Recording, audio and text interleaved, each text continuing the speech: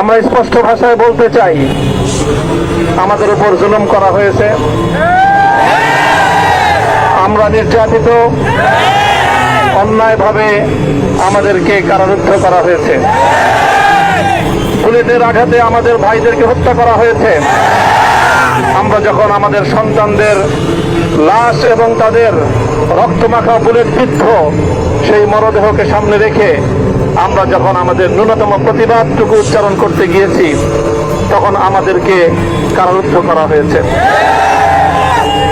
আমাদেরকে নানাভাবে নিষ্পেষণ করা হয়েছে, আমাদেরকে জনগণ থেকে বিচ্ছিন্ন করার সব ধরনের অপচেষ্টা চালানো হয়েছে।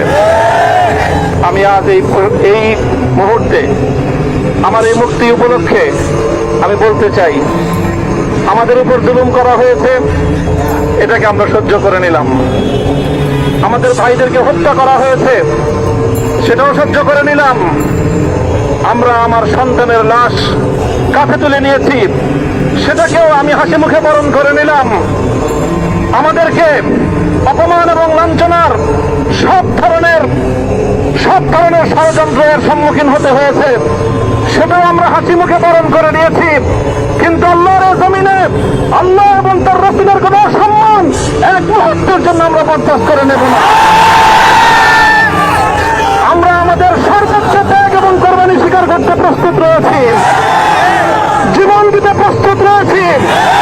আল্লাহর জমিনে আল্লাহর দ্বীনের ঝান্ডা সমুন্নত করেই আমাদের যাত্রা থামবে ইনশাআল্লাহ।